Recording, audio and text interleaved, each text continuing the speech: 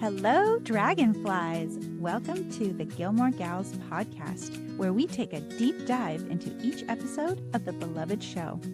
We're your hosts, Sarah and Ani.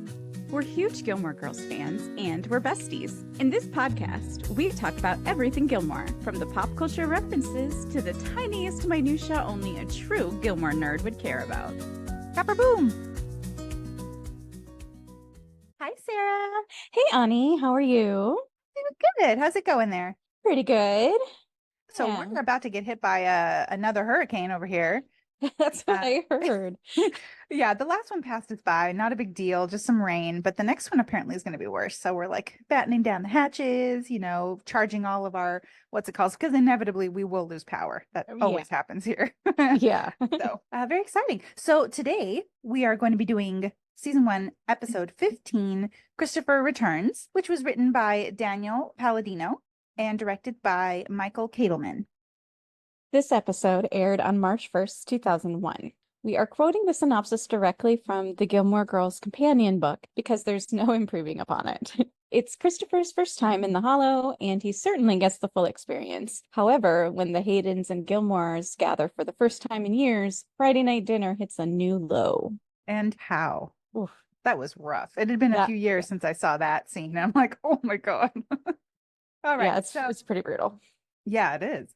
For Fast Facts today, we just have a little guest star spotlight on David Sutcliffe, who plays the incorrigible Christopher Hayden. Now, David is currently 55 years old, and he hails from Saskatoon, Canada. He was on several shows before landing the role of Christopher, including, small little spots here and there on Will and Grace and Friends, CSI, and Providence. I couldn't for the life of me figure out who he was on Friends. He must have just been on like one episode. Like in the background. So little known fact, he seriously got into ballroom dancing for a little while, like hardcore. And there's more than one episode of Gilmore Girls where we get to see like his like crazy dancing skills. Like he's actually quite good. That's cool. I love ballroom dancing. It's I know. so pretty. It's lovely. So Sutcliffe was in a total of, unfortunately, 26 episodes of Gilmore Girls. And in 2019, he officially announced he was quitting his acting career. He is apparently get this, certified core energetics practitioner. I have no idea what that means. I was just going to ask you, what does that mean? According to Wikipedia. I didn't look it up, but I think it's one of those like woo-woo type things. Oh, okay. Yeah, so good for him. All right. Well, let's just dive right into our episode, shall we? Mm-hmm. So this episode picks up immediately after the last one ended, with Rory making up their couch for Christopher with about 1 million blankets. Lorelai enters from the kitchen, and you can tell Rory is visibly excited about her father being in town and the fact that he's staying with them. And she says that she hopes he's able to stay for a few weeks, but Lorelai tries to temper her expectations about that. Christopher has not been consistent in visiting or even calling. In fact, this is the first time he's ever been to Stars Hollow, which Rory sees as progress, but Lorelai is rightfully skeptical. Christopher comes down the stairs, having just taken a shower, and announces to the room, no one in particular, that he is going to fix their water pressure tomorrow. My first reaction to that was, why? Because he's a man, so he has to be the one to fix the water pressure. Right. And anyway, something tells me that there's no way that he knows how to do any kind of handiwork. Mm-hmm. Well, normally I would agree with you because he comes from, a life of privilege and because I can't stand Christopher. However, he does know how to work on motorcycles. So we know he's at least a little bit handy. Yeah, that's a good point. Yeah, but that doesn't necessarily translate to knowing how to fix a shower. Right. Right. So we learned that Christopher recently broke up with a woman named Diane, and Rory says that he had just told her she could be the one. And then Christopher replies, the one to be gone by Memorial Day. When Rory points out that her mom doesn't have a great dating track record either, Christopher says, can't keep a feller happy?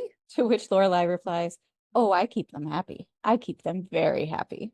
And then Rory goes, okay, now don't get gross. I thought that was so cute. Yeah. Rory says that she's going to go study until dinner arrives, and Christopher protests, saying that the next day is Saturday, which left me with a few questions, because if tomorrow was Saturday, then that would indicate that it's currently Friday, and shouldn't they be at a Friday night dinner? Very good point. I wonder if this is just like one of those, one of those weeks where they skip. Because we haven't, like before the last episode, we hadn't seen Emily and Richard in a long time. No, we hadn't. Very curious. Well, once Rory leaves the room, Christopher rightly gives Lorelai all the credit for raising such an awesome kid. And he says that the only resemblance between himself and Rory is their left earlobes. Lorelai then begins to grill Christopher, trying to determine why he's in town in the first place. And he says that, among other things, he's been tying up the loose ends in his life. To which Lorelai replies, one of my favorite lines, do they make that much string? He goes on to tell her about his new promising business and that he's on the verge of a real success. He insists that this time is different, but Lorelai is still unsure, even though apparently Richard is fully behind Christopher in this endeavor. Isn't that weird? So random. That is weird. I know. Why would he even know? It's like so weird. He talks to Lorelai's parents more than he talks to his own kid. Like, I don't know. They're just so weird. Their whole family's so weird. Yeah. So again, Lorelai expresses some skepticism, and Christopher wants to know why Richard has more faith in him than she does. And she says it's because they've known each other since they were 6. She says that he's the guy who crashed his brand new Porsche right after his parents gave it to him on his 16th birthday. Ugh, barf. So gross.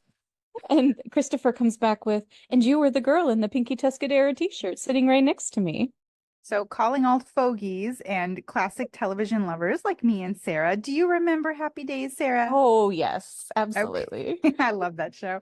It was on Nick at Night when I was young. Oh, loved it. So this is a reference to Happy Days, and everyone knows the Fonz, right? So the Fonz's girlfriend, Carol Pinky Tuscadero, played by Roz Kelly. So Pinky was a super cool chick who knew how to fix cars and motorcycles, and she was known for her trick riding on her awesome pink motorcycle. And presumably, these were all things that Lorelai prized as a teenager. One of the things that Christopher says he wants to work on is his relationship with Rory. He says he's missed being a part of Rory's life. Whose fault is that? And that he wants to try and remedy that.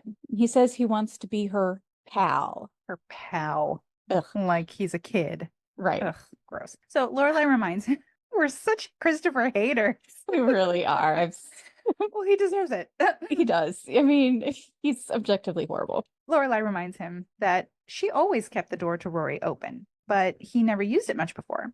And he acknowledges that, and he says he wants to start using it, and he asks if it's okay. Lorelai replies, of course it is, but you can see on her face that she's still not convinced. Yeah, he's just unreliable. Rory re-enters the living room, inviting her dad to a softball game she's attending the next day. Christopher asks if she plays, which of course she doesn't, and he would know that if he knew anything about his daughter. So if Rory isn't playing, then he asks whose game it is, and she replies, it's my friend Dean's. Dean. Her friend. The other guy we love. So Christopher agrees to go with her, and as Rory walks back out, he turns to Lorelai and says, she has a Dean? When did this happen? He then says he needs a beer and for some reason starts heading towards the stairs. It does look like it, but I think it's just because of the camera position. But then as the scene ends, like towards the end, you can tell he's wandering off towards the kitchen instead. Okay, all right. I was like, where's he going? Where are you going? Well, before he goes, Lorelai stops him and kindly tells him that there's more than an earlobe resemblance between Christopher and Rory. And he thanks her again for leaving the door open, and she thanks him for wanting to use it. But again, you can still see on her face that there's some concern there. Yeah, because, like as a mom, granted, I have a, great partner. He's a great dad. But like as a mom, you're constantly on the lookout and worried about things that are going to hurt and disappoint your kid, And so she knows how much Rory wants a relationship with her dad, barely has one, how much that hurts her, and how excited she is that he's back. And here you are thinking, well, she's getting her hopes up. He's just going to disappoint her again. It's pretty awful if you're in Lorelai's position. Yeah, for sure. Next up, we're at the softball game, and Rory points out both Dean and Luke to Christopher. This scene was shot in Encino, California, at the Sepulveda Basin Recreation Area. They sit in the stands in front of Kirk, who hilariously heckles Luke. Kirk makes a joke that has not aged well, let's just say. And that's the final straw for Luke. He starts to make his way towards Kirk, who suddenly claims to have received a page and runs away. That was funny. That was so funny. Dean takes the opportunity to come over and say hi to Rory and meet her father. The two immediately bond over motorcycles. Apparently, Dean has one too, because of course he does. And Lorelai has said in the past how much Dean reminds her of Christopher, after all. Now, something odd. Christopher here mentions that he rode his bike from Berkeley. And I'm like, you mean across the entire continental United States? Because they live in Connecticut, right? So Yeah. I looked it up. I had to look it up. And apparently there's a place called Berkeley Heights in New Jersey, which would be an almost 3-hour ride. And I'm guessing that's what they were referring to there. Although in a little bit going forward, we find out that he lives in like the Boston area. So I don't know. Doesn't he also like talk about living in California? Like I thought it was Berkeley, I California. mean, there's Like no way you ride a motorcycle across the entire United States. That would take months. you'd be surprised. It would take months. It would take like you could probably do it in like a week. I think he lives in Jersey. Doesn't he seem like he lives in Jersey? I mean, he definitely seems like he lives in Jersey. No offense No to offense, New Jersey. Jerseyans out there, because I've never even really been to New Jersey. No, but But it seems right because he's from that area of the country, right? yeah, And then he's in business in the business world, and that's like close to New York, right? I yeah, don't know. It just makes sense to me. yeah. No, it totally makes sense. Yeah. Dean heads back to the field and says to Luke, "Next one wins, all right?" But like, didn't they just start the game like half an hour ago? Yeah. I don't think they're very professional. I don't think so. So next we're at the Independence Inn, where Lorelai walks into the kitchen to a giggling Suki and Michelle, which is very odd. Lorelai is happy to see them enjoying a pleasant moment. She says she's never seen it before, but both Suki and Michelle push back on that. Suki admits that pleasant moments between them are few and far between, to which Michelle replies, "Through no fault of mine." Suki goes, "Through no fault of yours? Sorry, but you're the one that's so, I don't know. Uh-oh." That is the end of that. They begin to bicker back and forth for a minute, and then Michelle eventually sulks out of the kitchen. They're so silly. But the both of them, like both actors, are really good at fake laughing. Yeah, they are. It's hard to fake laugh. Mm-hmm. Suki then asks Lorelai how things are going with Christopher. Lorelai admits that she's been a little thrown. It's weird having him around the house, for one thing. He only ever calls maybe once a week and then just suddenly shows up. And she says, "Should I be mad? Should I send him to a hotel?" And sidebar, she runs an inn. She very easily could have just comped him a room. Mm-hmm. She goes on to say, "But then he smiles and he's Christopher."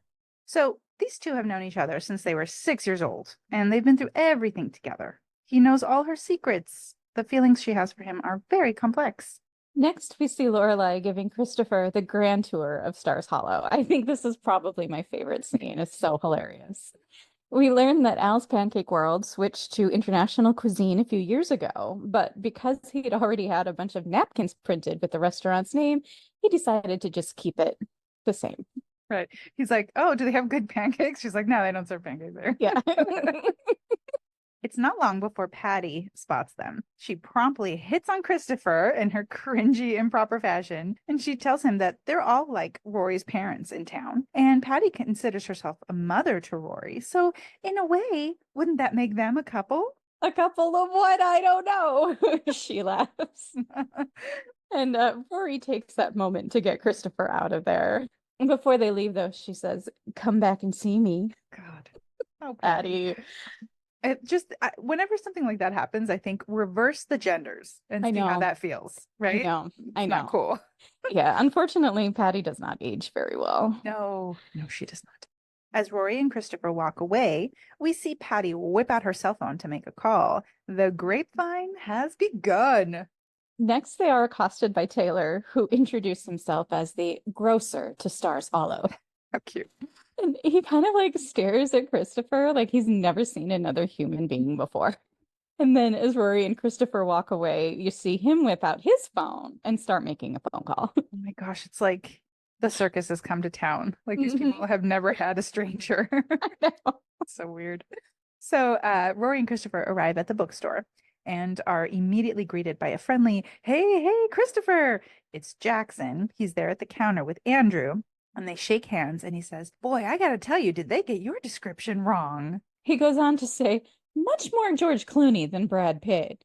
And Andrew says that he sees more of Billy Crudup, and he looks nothing like any of them. But if I had to pick one, I guess Andrew is closest. I don't know. How about you? I see absolutely no resemblance to any of those men at all, not even a Yeah. little. Also, I have to say, I almost feel bad for Christopher as Jackson's turning him around, analyzing every detail of his face. Like, has no one in this town met someone from the outside before? You know what, Sarah? I don't know. You're from a small town. Is this not an accurate depiction of how people act towards outsiders? No, No. Like, no. wow. Oh my gosh. I mean, like people from Chicago would come and they would be like, "Oh, we got those Chicagoans." But I mean, Oh boy. All right. So they managed to get away from Jackson and Andrew, and Christopher stupidly says to his daughter, I hear you like books, and tells her he wants to buy her one. And she protests at first, but then when he asks what the book of her dreams is, she tells him it's the Compact Oxford English Dictionary. Nerd alert. Again, Rory tries to protest, but he insists that she needs something to remember this visit by. He says he's got a lot to make up for, so naturally he's trying to buy her love. Naturally. But side note, this book is no joke. I looked it up and it's like $400. Why? It compacts the entire original 20-volume Oxford English Dictionary into one big book by photo reducing 9 pages of the original onto one page of the compact edition. Oh my God. It even comes with a magnifying glass because the font is so tiny. I'm like, do these people not know there's an internet? Like, why Well, would this was 2001. I mean, it was still fairly new, but yeah, they definitely had the internet then. Yeah, and I'm pretty sure dictionary.com was the thing at the time. Yeah, I'm sure. Well, anyway, I'm a nerd too, so I probably would love to have it just as a novelty. I think it'd be really cool. I'd probably have to build an addition to my house to store it because it looks huge. So, fun fact, did you know J.R.R. Tolkien of The Hobbit and Lord of the Rings fame was one of the editors of the original 1928 edition? I did not know that. Yeah, he's pretty awesome. That's so cool. Yeah. Well, Rory starts to get really excited about the book, but Christopher's credit card is declined, naturally. Naturally. Now, we've all been there. We know how embarrassing it is, but it's Christopher, so it's kind of fun. Oh, that's mean. So I gotta say, every time I see this scene, I am mortified and I get really embarrassed and I feel bad for him, even though it's Christopher. And I'm super embarrassed for Rory because she has to live there in that town. Yeah, seriously. Well, they exit the store and Christopher looks sheepishly at Rory and says, "Now you'll really remember me." And again, Rory is incredibly sweet and tells him that she didn't want it that much anyway. But then he asks her not to tell Lorelai. That's not cool. Not cool. They come upon Jackson, who's telling a group of people about Christopher without realizing they're behind him. They're standing right behind him. He says Christopher has kind of a folky, poppy, urban, scruffy look to him. And obviously there's some money mixed in there because he's got that, money nose. What the hell is a money nose? I don't know. It's about this time that he realizes that they have been indeed standing behind him the whole time, and he awkwardly makes a motion of tipping his hat before literally fleeing the scene. Fleeing the scene with straight arms, running with his straight arms down the street. I love the way he runs. It's so funny. Oh my gosh. Well, we see Jackson running past Luke's, and inside we have Lorelai sitting at a table, and Luke comes over to give her coffee. He casually mentions that Rory was there with some guy. Lorelai says that it was Dean, but Luke says, "No, I know that punk, some older guy." And then Lorelai tells him that it was Rory's father. Rory and Christopher enter the diner, and almost immediately, Christopher's cell phone rings, but Lorelai points to the no cell phones sign, that iconic sign, and Christopher, of course, ignores it because he's a rich, entitled little jerk, and he answers his phone, and it's Emily. She has to speak to Lorelai, which why she didn't just call her on her phone, I have no idea. And she informs Lorelai that Christopher's parents are also in town, and wouldn't it just be great to have everyone over for Friday night dinner this week? Now, here's a question. They're in town? Don't they all live in Hartford? They're probably traveling all the time. That was kind of Hmm. like what I got was maybe, Hmm. they travel a lot because they're rich. I don't know. I don't know. But they seem like the kind of rich people who don't enjoy their money. Like they don't go anywhere. Yeah, I don't know. I don't know. So Lorelai's definitely unnerved by this plan, having everybody together, but Emily's over the moon. She's so excited. She's imagining a wonderful reunion. Hmm. I have a thought as to why Emily called Christopher Sal instead of Lorelai's. I think it's because Lorelai doesn't answer her phone if she knows it's her mother calling. Very good point. Well, next, it's Friday night, and Lorelai, Rory, and Christopher are standing in front of Emily and Richard's house. Lorelai sighs and says dejectedly, I've got to see my parents. And Christopher then does the same. And Rory says, ladies and gentlemen, the drama king and queen of Connecticut. But it turns out they were right to be dreading this dinner. Hmm. Well, Lorelai uses her key to open the door because that's what you do with the key. Mm-hmm. But we've never seen her do it before. And of course, this is unacceptable to Emily.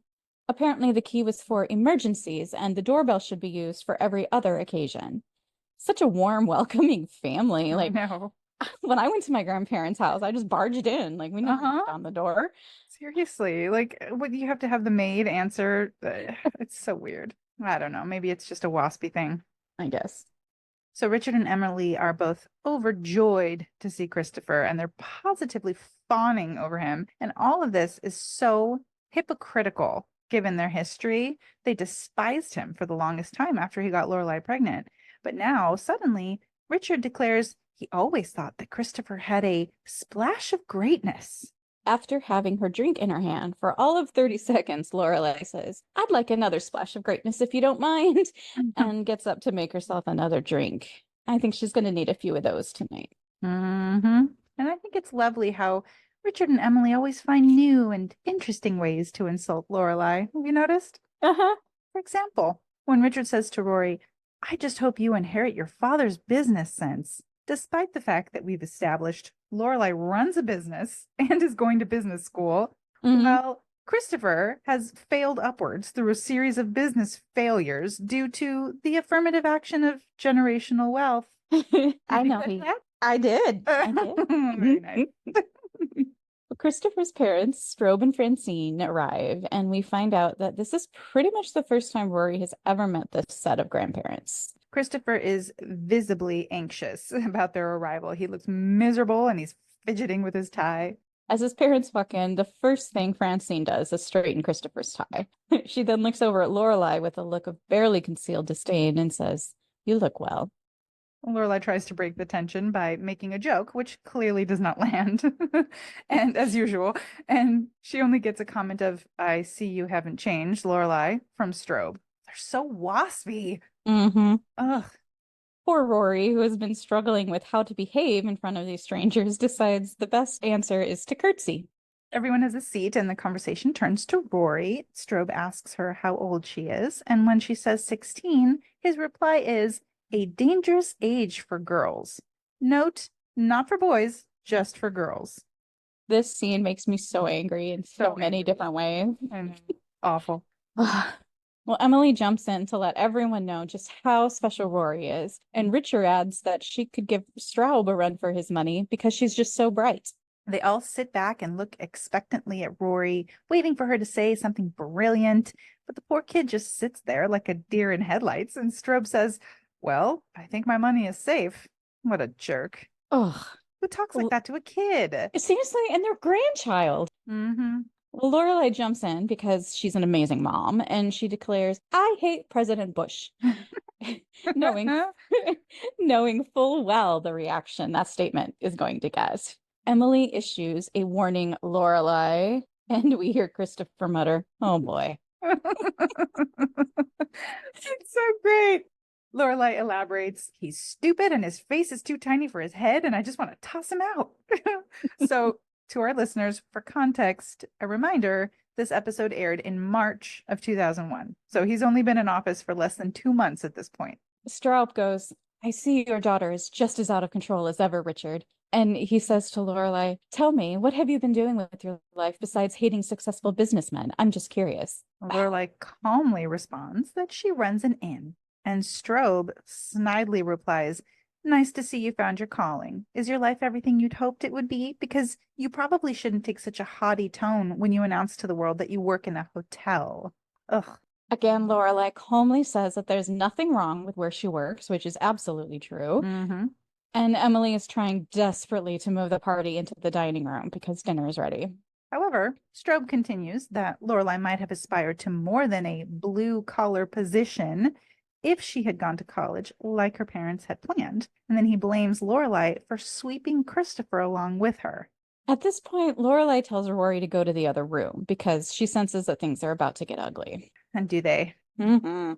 To his credit, Richard tries to defend his daughter by saying that Christopher and Lorelai made a mutual mistake many years ago. Yeah, it takes two to tango, buddy. And maybe it didn't just happen Mhm. by itself. Well, Strobe continues his awful rant by saying that this whole evening is ridiculous. Everyone's just sitting there pretending like the damage that was done is over. He says that Christopher was bound for Princeton like every other Hayden male, but the plans were derailed and they've had to live with that humiliation every day. And Strobe then accuses Lorelai of seducing Christopher into ruining his life. She was 16. She was seducing him? Really? They were both 16. Right. Come on. Ridiculous. So Richard at this point has had enough. He leaps up. He demands an apology for Lorelai. He even grabs Strobe by the lapels and he shouts at him. He goes, "How dare you come into my house and insult my daughter? Shame on you for opening all this up again." And then he adds, "My daughter is very successful at what she does." I loved this episode for Richard. Like he gets some really good acting in this episode. Well, Strobe finally says, "We're leaving." And Richard shouts, "You're not leaving. I'm kicking you out." And they storm off. So everyone leaves the room and Lorelai and Christopher are just standing there together, looking very small. And Lorelai says, "I feel 16.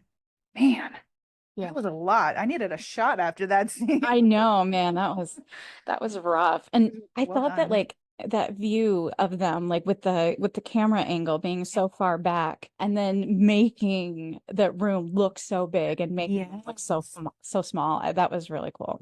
Mm-hmm. Well, in the next scene, we see Lorelai sheepishly knocking on her dad's study door, and she thanks him for defending her to Strobe. She was unbelievably touched and grateful for that. But then Richard asks her why she thinks he did it, and Lorelai guesses it was out of protectiveness. He corrects her by saying it was just because the Gilmore name was being attacked. It wasn't about her personally. He says the hell she has put him and Emily through for the past 16 years isn't just suddenly washed away. The argument comes back, as it so often does throughout the series, to there was a proper procedure. As Emily always says, when you get pregnant, you get married. Lorelai asks, "What about what I wanted? Didn't that matter to you at all?" And Richard replies, "Sometimes you have to sacrifice something in order to do what's right." The problem is that they had very different ideas about what was right in that circumstance. Mm-hmm. I don't know. I tend to side with Lorelai. I'm like, in terms of studies, what studies have shown, a child doesn't need two parents, you know, as long as their household is loving. That's what really it comes down to, you know. Yeah, my family went through something very similar to this. My brother had his oldest was born when he was a senior in high school.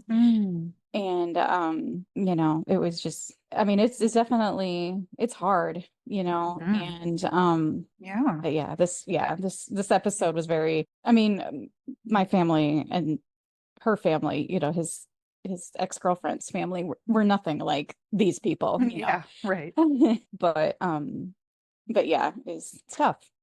Were they more loving about it at least? It was a lot of disappointment, and it took a little while to wrap our heads around it, but we adore my niece, and she's an amazing kid, and they broke up 3 weeks after she was born, and it was for the better. I mean, like you said, like you don't need to have, it's better to have like one loving parent or, separate loving parents than to have two parents that are miserable and hate each other. Mm-hmm. And the next scene is a very touching one between Emily and Rory. Emily walks into the kitchen where she finds Rory sitting rather sadly at the kitchen island. And she's being very kind and friendly, probably trying to act like the whole awful evening didn't just happen. She says to Rory, none of this means anything. And the following I want to share with you guys. It's a lengthy quote, but I thought it was so well written and acted. I just wanted to share the whole thing. So Emily says, I know you heard a lot of talk about various disappointments this evening, and I know you've heard a lot of talk about it in the past, but I want to make this very clear. You, young lady, your person and your existence have never, ever been, not even for a second, included in that list. Do you understand me? I thought that was so good. I think it's the most warm, affectionate, and grandmotherly that we have seen from Emily so far. Yeah. And we don't get very many moments like those. No, we don't. I was just thinking about, do you know the episode? I think it's in the last season, the I Am Kayak, Hear Me Roar. Do you remember that one? Yeah. Where Emily's drunk, so of course she's just being really sweet and kind to Lorelai in that scene. Do you remember? Yeah. So next we see Lorelai sitting on the balcony of her childhood bedroom, and you can see she's been crying. And Christopher joins her, and they commiserate about how horrible that evening was. They start reminiscing about how they used to come out onto that balcony together and engage in various forms of mischief. Christopher mentions that they're near the spot from whence emanated Rory, and how she's the one bright spot in all the darkness. And he also tells Lorelai that he wouldn't have made it through Princeton anyway, even if she hadn't gotten pregnant. And my response to that was no kidding. Right? One of the other things that makes me so angry about Strauss and Francine blaming Lorelai for everything is that from what we know of Christopher, he probably didn't want to go to Princeton anyway. Mm-hmm. And if he did, he's right. He wouldn't have made it. Yeah. And also, he wasn't a part of Rory's life much from the beginning. So that really didn't need to be an excuse to stop him from going to Princeton. Right. And that it just makes me mad that they use that as an excuse for him. Yeah. Well, then the two of them start making moony eyes at each other, and you can kind of guess where this is going. In the episode where Christopher's other daughter is born, and they do sort of the flashbacks to when Christopher and Lorelai were young.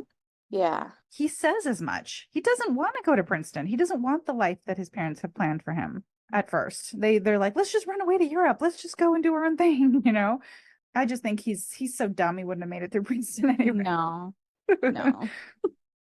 So meanwhile, we while they're out on the balcony, we cut to Luke standing outside his diner, clearly upset that he's been stood up.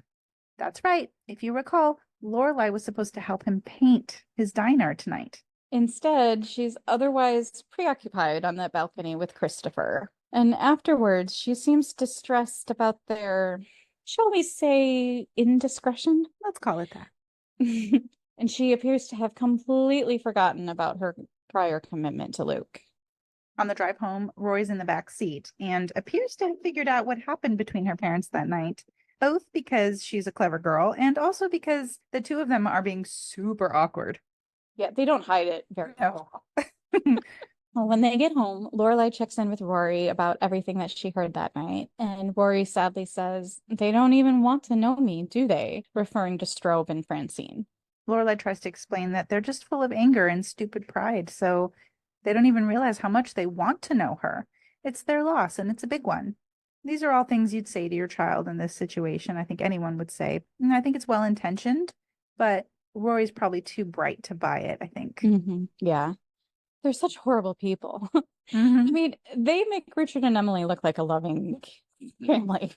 I know, right? And like, I understand that they're still her family, and of course, on some level, she wants to know them, but she is so much better off without them in her life. Totally agree.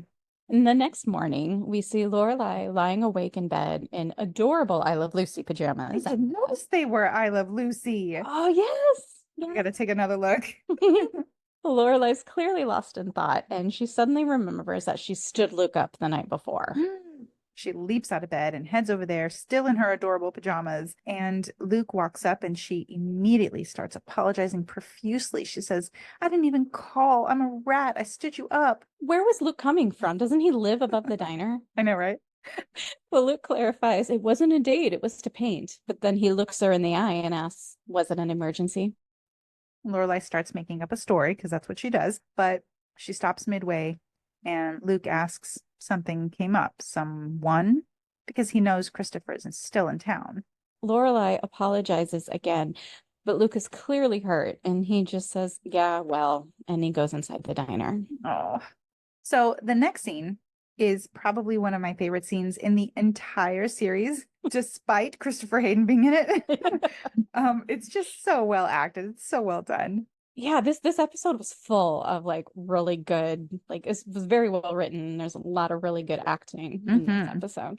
Lorelai comes back into her kitchen to find Christopher making coffee. They start talking about the events of the night before, which Lorelai describes as Chernobyl and the Hindenburg combined. A bit melodramatic, but it's Lorelai, so It's a touch. She says her father had a meltdown, first with Strobe, then with her, and then she describes their little tryst as stupid, dumb. Then, to top off the whole fabulous fiasco, she also managed to hurt a friend who was counting on her. She says, in this parade of stupid and dumb, I'm the one twirling the flaming baton. In the middle of this whole mess, the idiot Christopher decides now is a good time to propose. Out of nowhere, he just drops it on her. Lore, and I hate how he says that. Lore. He goes, Lore, I want to marry you. Not, I love you. Will you please stoop so low as to marry me?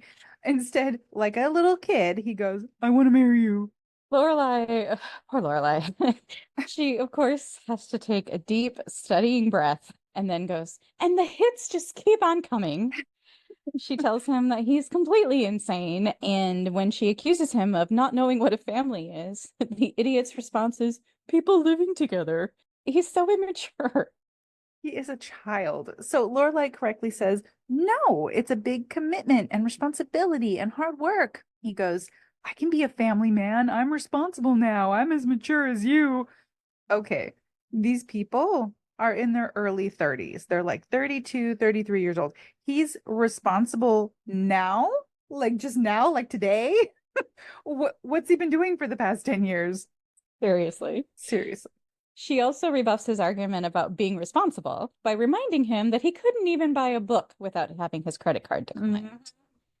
And then he's all, I can't believe Rory ratted me out. Dude, first of all, she didn't. And second of all, you asked your daughter to keep a secret from her mother. That is a no. As evidence of his maturity, though, he says that he would have married Lorelai when she got pregnant, and she rightly replies, we were too young. We wouldn't have made it, and you know that. Then she makes the very good point that they don't really even know each other as adults.